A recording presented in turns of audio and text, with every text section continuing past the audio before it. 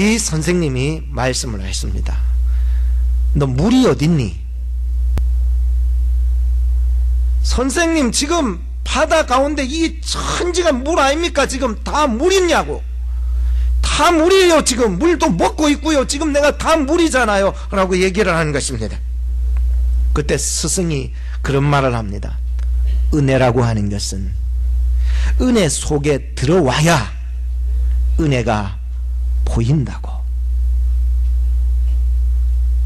우리는 은혜 밖에서 늘 쳐다보니까 은혜가 무엇인지 깨닫지 못할 때가 많지만 하나님의 그 은혜 속에 들어와 보니까는 모든 것이 은혜더라는 거예요. 하나님의 은혜를 받은 사람은요, 절대로 재물이나 명예 같은 거, 심지어 목숨과도 하나님의 은혜를 바꾸지 않아요. 마치 은혜라고 하는 것은 무지개 안경과 같아요.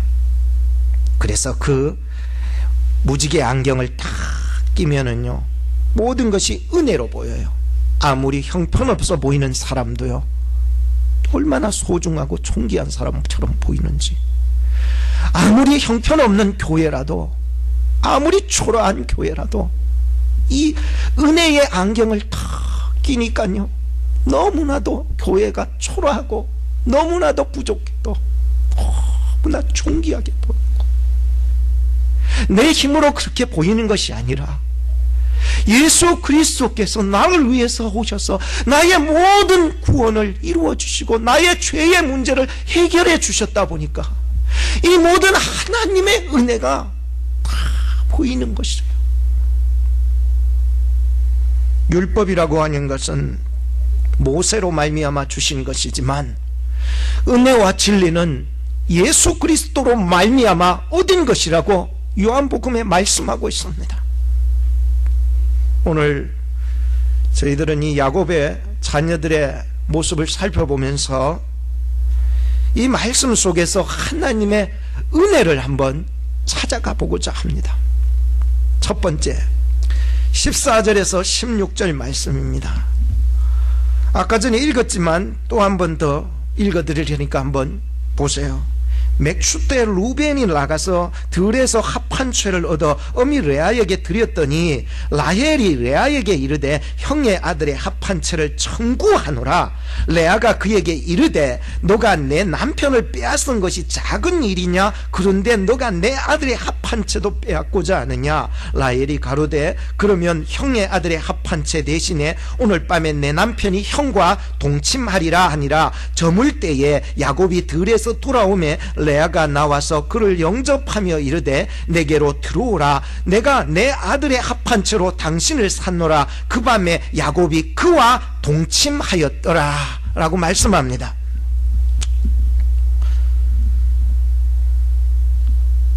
지금 맥추 때라고 하는 것은 지금 밀추수 때를 의미해 주고 있는데, 그때는 합한 채의 열매가 노랗게 익을 때인 것을 지금 보여주는 것입니다. 합한 채 열매는 여자들이 불임했을 때에 임신을 촉진해서 자궁을 열어주는 역할을 하는 열매예요. 그 뿌리는 마치 인삼, 산삼 뿌리처럼 이렇게 사람 모양으로 딱 이렇게 내려가 있고요. 그 열매는요, 그 효능이 임신 촉진제뿐만 아니라 진통제, 마취제, 최음제, 이런 효능을 가지고 있는 것입니다. 그 당시에 이 합한 채를 캐면은 죽는다고, 그 캔 사람이 죽는다는 전설이 있었어요. 그래서 사람들이요, 개에게나 혹은 짐승의 목에다가 밧줄을 매가지고 이 합한 채에다 묶어놓고 짐승이 그걸 뽑게 만드는 거예요.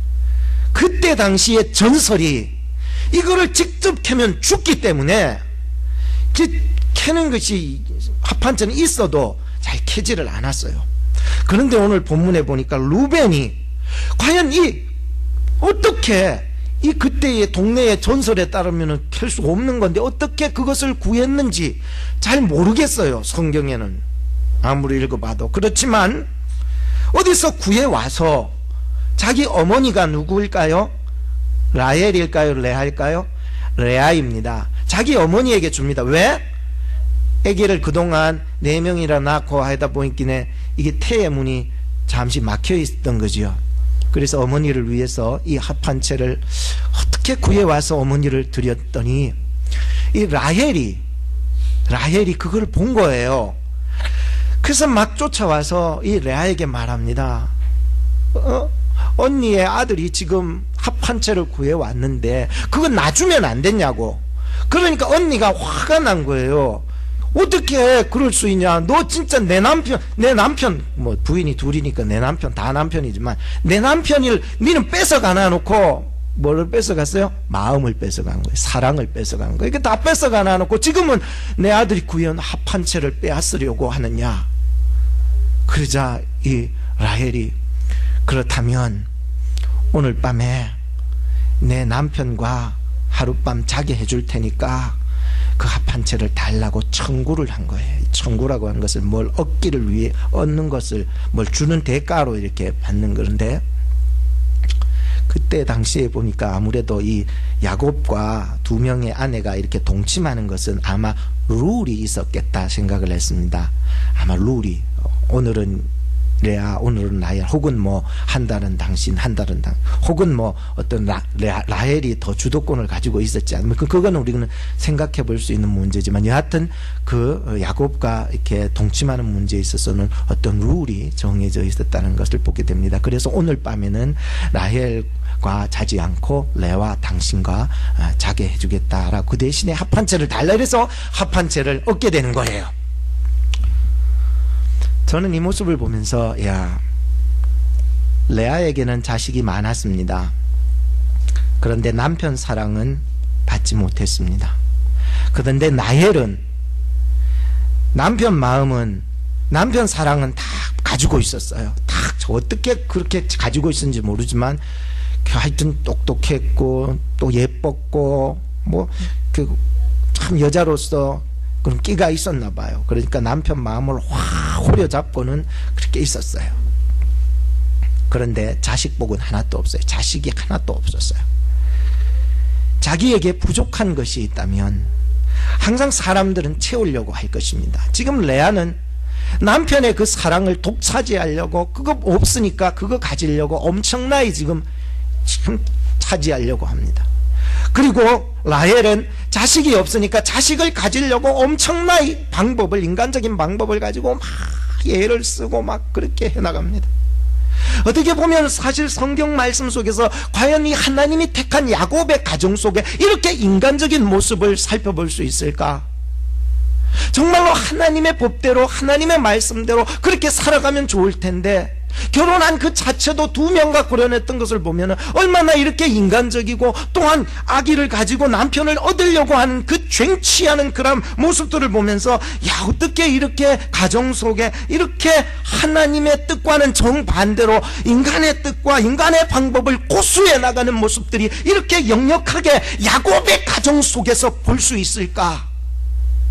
전 이걸 보면서 아하, 오늘 우리 그리스도인들의 가정 속에도 이들이 가졌던 그 모습, 수치함, 그 혼란스러움, 하나님의 뜻보다는 인간의 뜻을 구하려고 하는 모습들이 오늘 우리의 가정 속에도, 믿는다고 하는 그리스도인들의 가정 속에서도 얼마든지 이 인간의 모습들이 많은 거예요.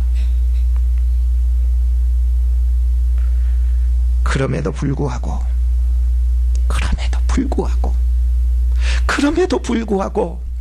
우리가 의롭다고 인정함을 받고 천국의 백성 되고 하나님이 선택한 백성이 되어서 영원한 생명을 얻을 수 있었던 것은 오직 하나님의 은혜였다는 거예요. 17절 말씀을 한 번 더 보시기 바랍니다. 하나님이 레아를 들으셨으므로 그가 잉태하여 5째 아들을 야곱에게 낳은지라. 레아가 가로되 내가 내 시녀를 남편에게 주었으므로 하나님이 내게 그 값을 주셨다 하고 그 이름을 이사가리라 하였으며 라고 말씀합니다. 레아가 지금 5번째 아들을 낳게 됩니다. 지금 합한 채를 얻었던 라헬이 아이를 낳았다고 하면은 뭔가 지금 스토리가 맞아 들어갈 텐데, 합한 채의 문제가 아니라는 거예요. 아이를 가지고 아이를 잉태하고 아이를 생명을 출산하는 것이 합한 채의 문제가 아니라 이것은 전적인 하나님의 은혜였다는 거예요. 그래서 지금 17절 말씀에 하나님이 레아를 들으셨다고 말씀하고 있는 것입니다. 그래서 낳은 아들이 이사갈이라고 합니다. 그 뜻은 값을 주셨다, 보상을 해주셨다. 하나님이 나 긍휼히 여기셔서 이렇게 보상해 주셨네. 내 신녀를 야곱에게 드렸더니 그 하나님이 나 긍휼히 여기셔서 이렇게 하나님이 나에게 값을 주셨네, 보상해 주셨네, 그 뜻이에요.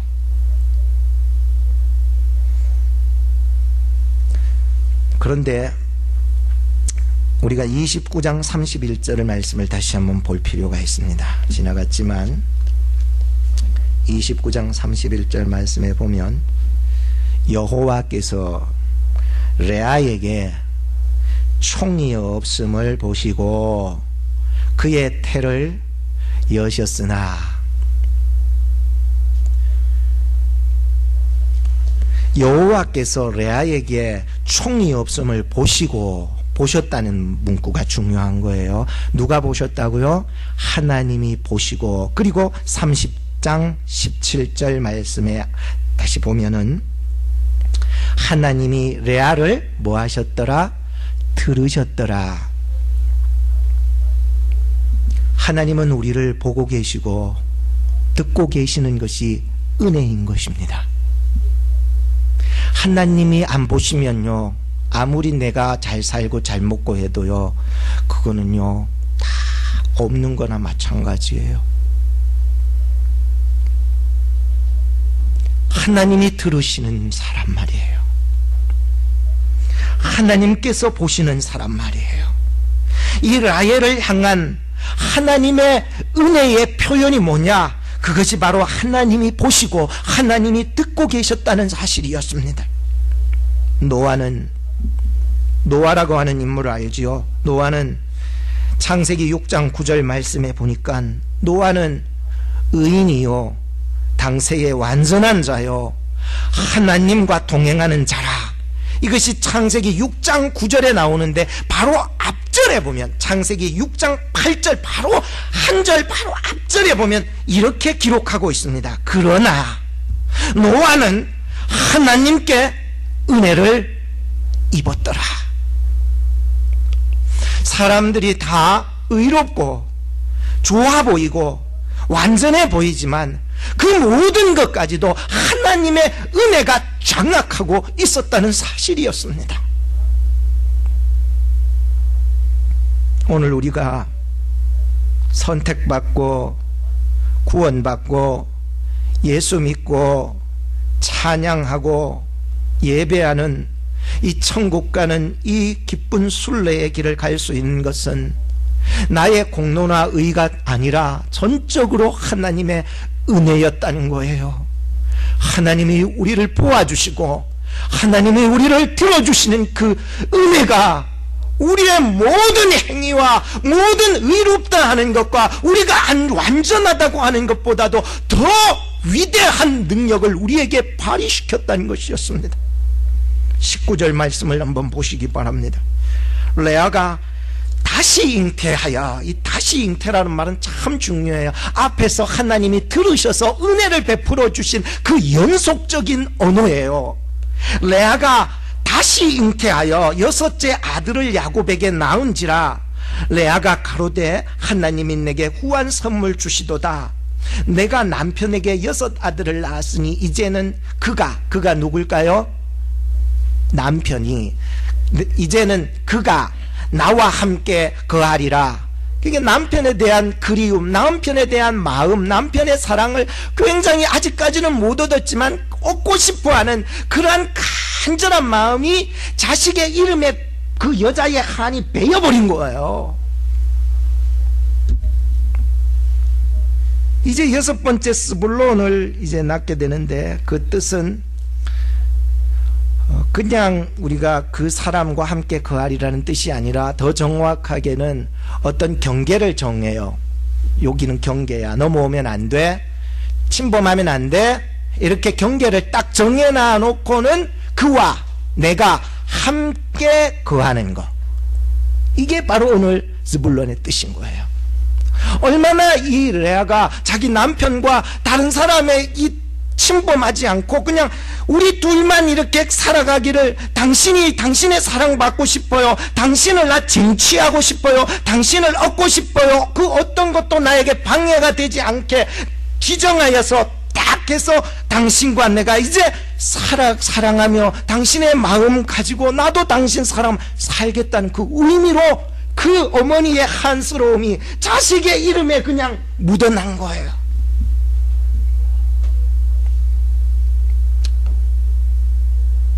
레아는 끝까지 남편의 사랑을 받지 못했습니다. 끝까지요. 그러나 레아는 끝까지 포기하지 않고 힘 닿는 데까지 애를 낳아서라도 남편을 쟁취해 봐야 되겠다는 그런 마음을 가진 거예요. 저는 이 말씀을 보면서 세상 사는 것은요, 마치 경쟁이에요. 쟁취하는 거예요. 누가 가졌냐에 따라서 이기는 거예요. 사회는 그렇더라고요. 상대적인 거예요. 내가 가지면 이기는 거고 네가 못 가지면 지는 것이기 때문에 이 사회는요, 다 하나같이 내가 가져야 되겠다는 그러한 움켜잡으려고 하는 마음들이 가득 들어있었다는 것을 볼 수가 있었어요. 그런데 어쩔 때는 내가 그렇게 힘을 다하고 정열을 다해서 그렇게 움켜잡으려고 했던 그 모든 것을 갖지 못했을 때에는 어떻게 되느냐? 절망해요. 낙심해요. 내가 그렇게 가지려고 했는데 저 사람이 가져버리고 나는 가지지 못했을 때 나는 원망해요. 비관해요. 상대적인 박탈감에 사로잡히게 돼요.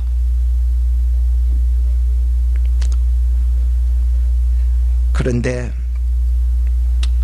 하나님의 백성들은요, 이 세상의 것을 갖지 못해도 실망하지 않아요. 왠 줄 아세요? 하나님의 백성들은요, 세상이 주는 것보다도 더 값진 선물을 하나님께로부터 받았기 때문이에요.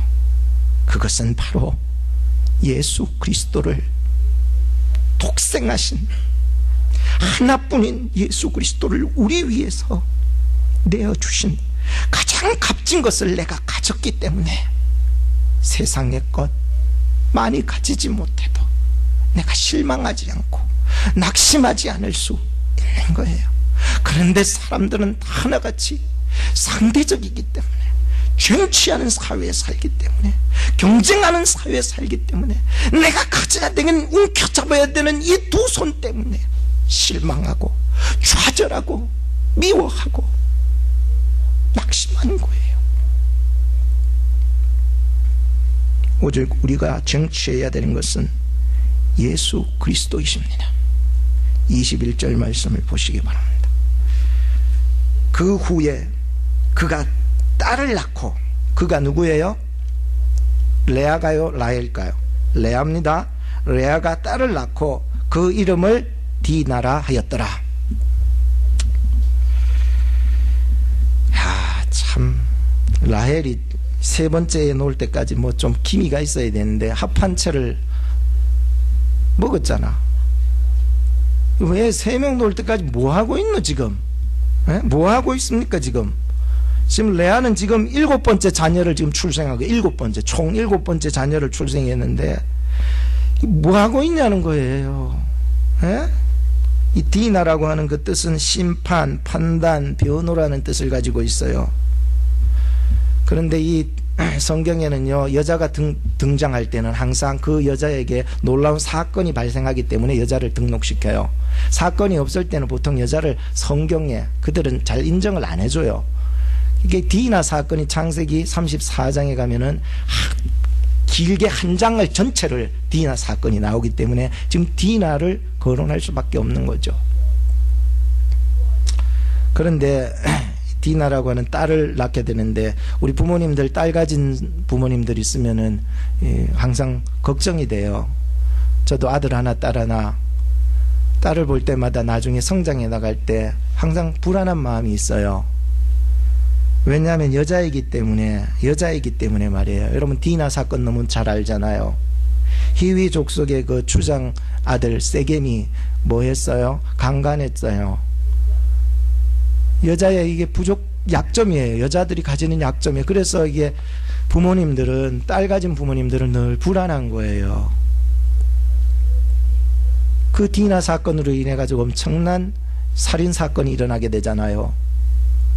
그래서 나중에 강간했다고 그래가지고 치욕을 먹였다 그래가지고 야곱의 두 아들이 가서 시므온과 레위죠, 가서 그 히위족 할례 시켜 놔놓고는 우리 민족 같이 하라고 다 배 죽여버리고 말이에요. 추장도 죽이고 말이에요. 세겜도 죽이고 말이에요. 그리고 디나를 끌고 온 거예요. 그때 야곱이 무슨 말을 했냐면은, 너희들이 내게 화를 끼쳤도다.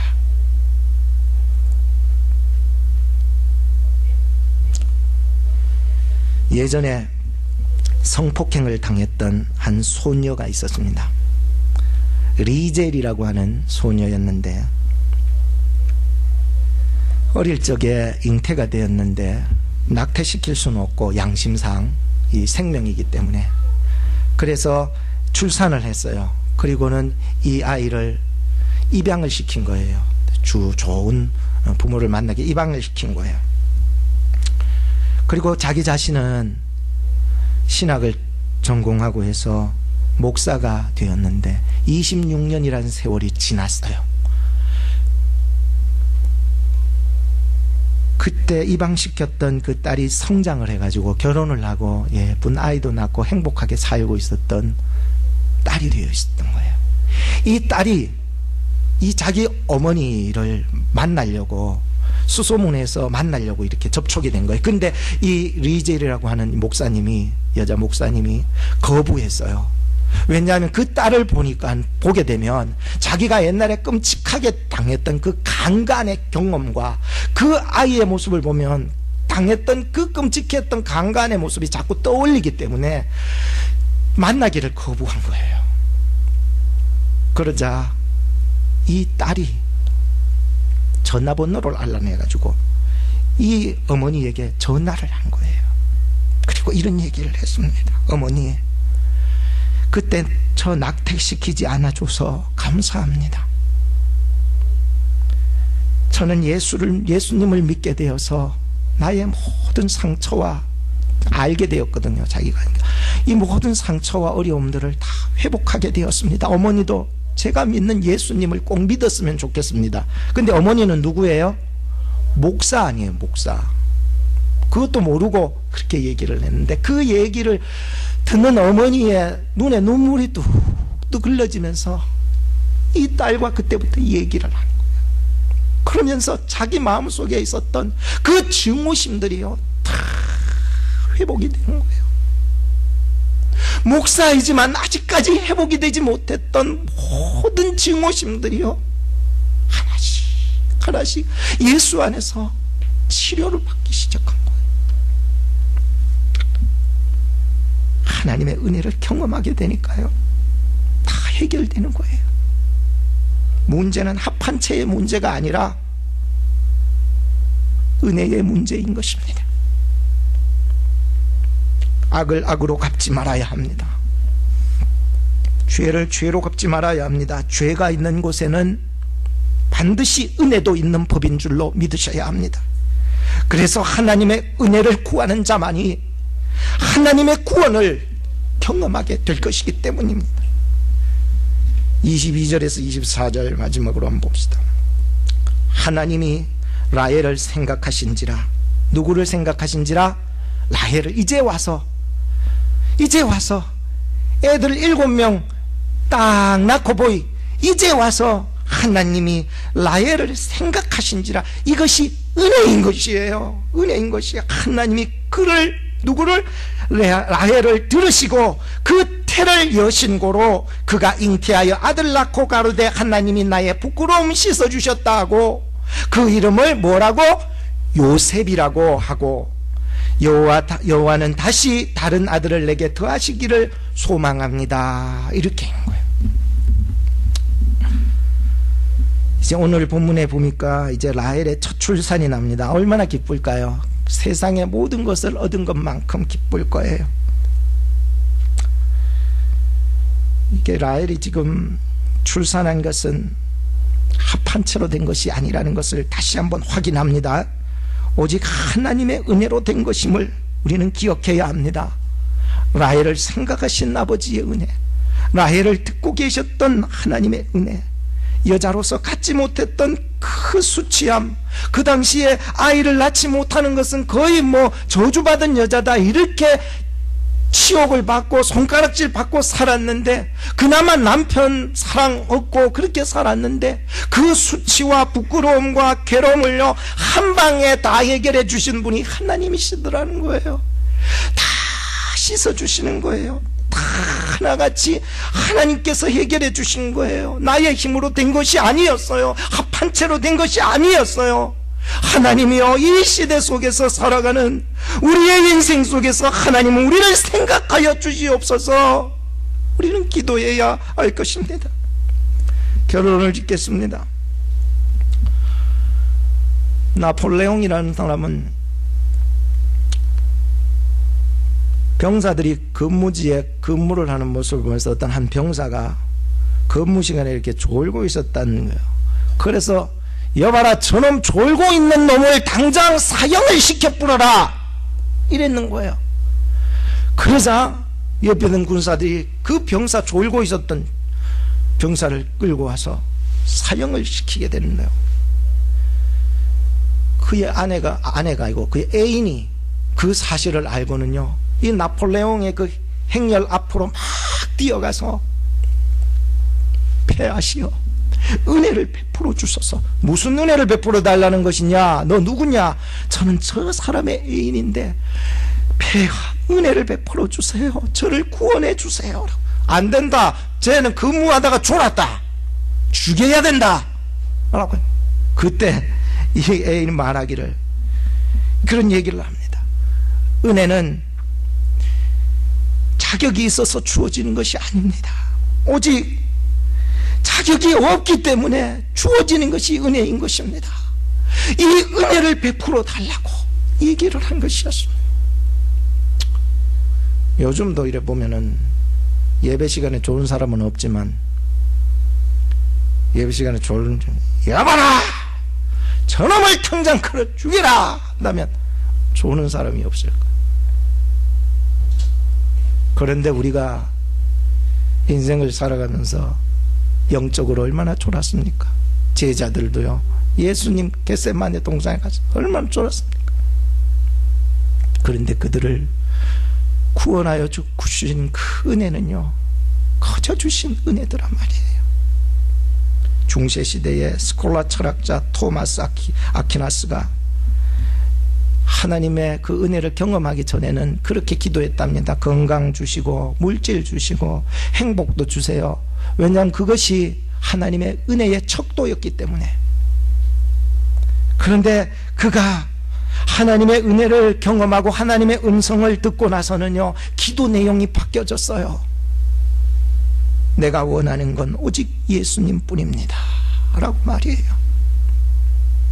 은혜 받기 전에는 이것도 주시고 저것도 주셔야 그게 은혜라고 생각을 했는데, 그게 척도였는데, 하나님의 은혜를 간절히 받고 보니까는 그 하나님께서 가장 귀하신 예수 그리스도를 우리를 위해서 내어주시기까지 했던 그 값진 은혜를 한번 받고 보니까 세상에 값없는 모든 것이 예수한테 비교 자체가 안 되는 거예요. 그래서 토마스 아퀴나스는 하나님의 예수 그리스도, 보내주신 예수 그리스도 그분 한 분으로 저는 만족합니다. 사람을 보며 세상을 볼 땐 만족함이 없었네. 나의 하나님 그분을 뵐 때 나는 만족하였네. 기도하겠습니다. 이 시간 우리 함께 기도했으면 좋겠어요. 하나님의 은혜는 예수 그리스도 안에서 주시는 하나님의 선물이라고 했습니다. 하나님의 은혜를 알게 하소서, 하나님의 은혜로 살게 하소서, 하나님의 은혜를 구하게 하소서. 우리 시간 같이 한 목소리로 기도하시겠습니다. 하나님 아버지 감사합니다. 저희들을 사랑하사 하나님의 능력의 손으로 인도하여 주옵시고, 하나님의 은혜를 세상에 버러지보다 못한 죄악들과 바꾸어 살지 않게 하옵소서. 하나님의 선물을 이 세상에서 가장 값진 것으로 여기며 살 수 있는 저희들 되게 하여 주옵소서. 하나님의 은혜를 알게 하소서. 하나님의 은혜로 살게 하소서. 하나님의 은혜를 구하게 하소서. 하나님은 우리를 위해서 무엇을 주셨냐고 했을 때 우리는 물질만 구하고 명예를 구하고 그것이 은혜 받았다는 척도로 생각했습니다. 그러나 하나님이 우리를 위해서 주신 아들 독생자 예수 그리스도 안에서 우리가 그 큰 은혜의 선물을 받았습니다. 하나님 도와주세요. 하나님의 은혜를 진정으로 알고 살게 하소서. 하나님의 은혜를 구하며 살게 하소서. 주여, 이 시간에도 하나님의 은혜가 필요합니다. 전적인 하나님의 은혜가 필요합니다. 주님 도와주세요. 하나님이여 역사해 주세요. 아버지 하나님의 한 분으로 만족하는 것을 배워갈 수 있게 해주세요. 아버지여 도와주세요. 아버지 은혜를 주세요. 하나님의 은혜입니다. 모든 것이 하나님의 은혜였습니다. 돌아보건대 아버지, 내가 여기 있는 것도 하나님의 은혜요, 당신이 여기에 있는 것도 하나님의 은혜요, 우리가 하나님을 찬양하고 예배하는 것이 하나님의 은혜입니다. 나를 이 자리에까지 인도하여 주신 하나님의 은혜, 그 무궁하신 사랑, 예수 그리스도 십자가의 사랑이 우리의 마음을 흔들어 주시고 아버지 하나님 깨어나게 해주세요. 아버지 하나님이여 도와주세요. 아버지 하나님이여 하나님의 은혜를 알 수 있게 나의 무지한 아버지 하나님 영안의 눈을 열어주셔서 아버지 하나님 이제 하나님의 은혜로 예배하며 하나님의 은혜로 하나님의 십자가의 사랑으로 주님 살게 해주세요. 주여 도와주세요. 우리의 마음속에 하나님의 그 무궁하신 은혜가 임하게 하시며 사람의 힘으로나 합한 채의 힘으로나 사람의 괴기한 인간의 방법으로 된 것이 아니라 온전히 하나님께서 생각하시고 돌아보시고 인도해 주신 은혜라는 것을 다시 한번 생각하며 이제 우리가 항상 기뻐하며 쉬지 말고 기도하며 범사에 감사하며 살아가는 저희들 되게 하여 주옵소서. 예수님의 이름으로 기도하옵나이다. 아멘.